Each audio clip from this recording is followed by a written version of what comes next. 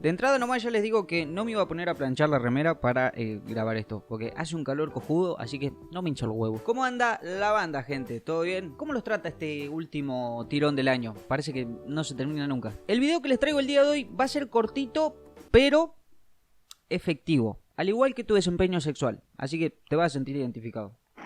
Cuestión, hace un tiempo en los inicios de este canal hice un video hablando sobre la neurociencia de los asesinos en serie. Video que si no has visto te recomiendo ver y que te va a estar apareciendo por alguna de estas esquinas, no sé cuál de las dos. Y la verdad que no recuerdo si lo aclaré en su momento o si la gente se llegó a percatar de que todos los estudios y los trabajos que yo menciono en dicho video están basados en el análisis del hombre, o sea, de asesinos seriales de sexo masculino, para que se entienda. Así que el día de hoy nos vamos a ir a un extremo totalmente opuesto para hacer una especie de homenaje a todos esos seres de sexo femenino que andan sueltos por ahí y con los que yo personalmente te recomendaría que no te cruces.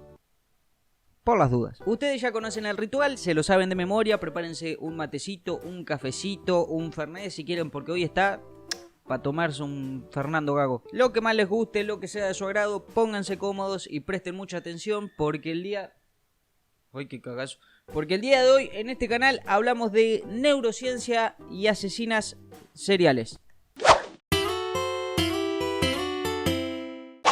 El siglo XX es el siglo de la biomedicina, la época en la que avances como las vacunas, los antibióticos y el agua sanitaria acabaron, al menos en el mundo desarrollado, con una de las principales tragedias de la humanidad, la muerte de los niños. La era en que el holocausto, el gulag, las bombas atómicas y las guerras industriales demostraron la capacidad de nuestra especie para violar, torturar y asesinar. Es claro que de ambos sexos se puede afirmar con rotundidad que los hombres somos los protagonistas principales de esta maldad. Somos nosotros los que diseñamos, programamos y ejecutamos guerras y matanzas. Somos nosotros los inventores de armas sofisticadas y torturas insufribles. No existe entre las mujeres del último siglo una sola que se acerque a los crímenes contra la humanidad de Hitler, Stalin, Mao o Pol Pot. Es triste que entre los comportamientos atribuibles a las hormonas masculinas, uno de los más evidentes sea la agresividad. El asesinato es también una actividad fundamentalmente masculina y un grupo particular solo llamados asesinos en serie. El término fue inicialmente propuesto en 1930 para Peter Kürten, el conocido como vampiro de Düsseldorf, porque además de 79 agresiones y violaciones, 9 asesinatos y 7 intentos de asesinato, bebió la sangre de al menos una de sus víctimas. En general se considera que un asesino en serie es alguien que comete 3 o más asesinatos durante un periodo extenso, al menos 30 días con un lapso de inactividad entre cada crimen. La mayoría de los asesinos en serie son hombres jóvenes de entre 25 y 40 años y con ocupaciones que pueden implicar altos niveles de testosterona, como lo pueden ser mecánicos, peones de campo o albañiles. Son carreras laborales donde es difícil progresar y por lo tanto es raro tener la autoestima alta o valorar positivamente la situación social o profesional. Es común que estos delincuentes tengan dificultades para moverse en sociedad y para relacionarse sexualmente y suelen tener rabia contra otras personas a quienes consideran responsables de sus fracasos, pero evidentemente muchas otras personas, incluidas todas las asesinas en serie, no encajan en esta descripción. Afortunadamente, estos delitos son raros y los cuerpos de seguridad trabajan de forma sistemática y organizada, muy alejada de esas detenciones un tanto mágicas que consiguen en un episodio de 50 minutos los detectives que podemos encontrar en Netflix. Cuando se ha estudiado a algunos perpetradores de asesinatos en serie, se ha visto que mucho más prometedor que el perfil psicológico es el perfil geográfico, algo que también está codificado en el cerebro. Todos tenemos mapas mentales y los crímenes nunca son al azar, siempre existe un patrón. Los criminales no son tan diferentes de una persona que se va de compras o de un grupo de leones que se va de cacería. Normalmente se hace de forma consciente o inconsciente en sitios que uno conoce. Asesinan en lugares con los que están familiarizados y luego arrojan los cuerpos lejos del lugar en donde viven. Cartografiando los lugares donde tiene lugar la desaparición de la víctima y el encuentro del cadáver, es posible conseguir información direccional. Aunque el 85% de estos asesinatos han sido cometidos por hombres, hay unas cuantas decenas de mujeres que encajan en la definición de asesina en serie. Entre las más famosas en el mundo anglosajón podemos encontrar, por darles un par de ejemplos, a Jane Toppan, una enfermera que acabó con decenas de pacientes entre 1885 y final de siglo, Belle Gunness, que mató a 25 personas a finales del siglo XIX, incluidos sus maridos y sus sus hijos y desapareció sin que se supiera más de ella. Nanny 2, una viuda negra que asesinó a sus 5 maridos, a una de sus suegras, a sus hermanas, a 2 de sus hijos y hasta a su propia madre. O Aileen Wuornos, que acabó con 5 clientes que habían contratado sus servicios sexuales entre 1989 y 1990. En el mundo hispanohablante podemos mencionar el caso de Encarnación Jiménez, que fue condenada a 152 años de cárcel por matar a 2 ancianas y asaltar a otras 15 en Madrid entre abril y julio del 2003, y cuyo objetivo era conseguir el dinero y las joyas de sus víctimas. Y para terminar con un ejemplo que nos toca un tanto más de cerca, en Argentina podemos mencionar el caso de María de las Mercedes Boya Aponte de Murano, más conocida como Gilla Murano o la envenenadora de Montserrat, quien estafó y envenenó con cianuro a 2 amigas cercanas y a una prima en la ciudad de Buenos Aires en 1979. La neurociencia intenta entender cómo funciona el cerebro de alguien con comportamientos aberrantes, como qué puede pasar por la cabeza de un padre o una madre que, por ejemplo, mata a su bebé, pero prácticamente nunca aparece una explicación sólida y generalizable. Se nos hace difícil entender la maldad de un cerebro que hace las cosas que pensamos imposibles para nuestra especie. Diversos investigadores han estudiado los perfiles de decenas de asesinas en serie que cometieron sus crímenes en los 2 últimos siglos en Estados Unidos, y el análisis de esos casos proporciona algunas informaciones bastante sorprendentes, entre las que llama la atención que el perfil es bastante diferente del de los hombres. A continuación vamos a hacer un repaso de todas estas características para que se entienda mejor. La mayoría de estas asesinas en serie eran mujeres de clase media y alta. Casi todas conocían a sus víctimas. Los hombres asesinos en serie, en cambio, suelen matar principalmente a personas desconocidas. Casi todas eran blancas. La herramienta para matar más habitual fue el veneno, mientras que en el caso de los hombres eran las armas. La mayoría eran geográficamente estables, es decir, vivían en la misma zona donde cometían sus crímenes. El motivo principal de los asesinatos fue el dinero, al contrario que en los hombres, en que el motivo principal suele ser sexual. La mayoría tenían grados universitarios o una buena formación académica, frente al nivel educativo mucho menor de los hombres. La mayoría cometieron entre 7 y 10 asesinatos o intentos de asesinato, un número mayor que en los hombres. La carrera criminal de las asesinas en serie fue más larga que la de sus colegas masculinos, quizá por ser culpables menos habituales, lo que hacía que la policía tardase más en centrar sus averiguaciones. La mayoría tenían un atractivo medio o superior a la media, y además eran monógamas en serie. De media se habían casado al menos 2 veces. 2/3 eran parientes de sus víctimas, un 44% había asesinado a sus hijos biológicos, una cuarta parte había matado a ancianos o niños muy pequeños, personas que no tenían ninguna posibilidad de defenderse. De las que se pudo conocer la religión, el 100% eran cristianas. Su actividad laboral era muy variada, de profesora de religión hasta prostitutas, pero la profesión más representada, con casi un 40%, eran trabajos relacionados con la salud, como enfermeras o auxiliares de enfermería. El segundo grupo, en torno a un 22%, eran personas cuya actividad fundamental era cuidar de otras, especialmente niños pequeños. En cualquier caso, profesiones muy diferentes de las de sus colegas masculinos. Todos estos son datos interesantes y en ocasiones bastante sorprendentes. Pero la triste realidad, y aunque no esté nada orgulloso de decirlo, al igual que aquel brandy soberano, el asesinato en serie, por lo menos hasta el día de hoy, es cosa de hombres.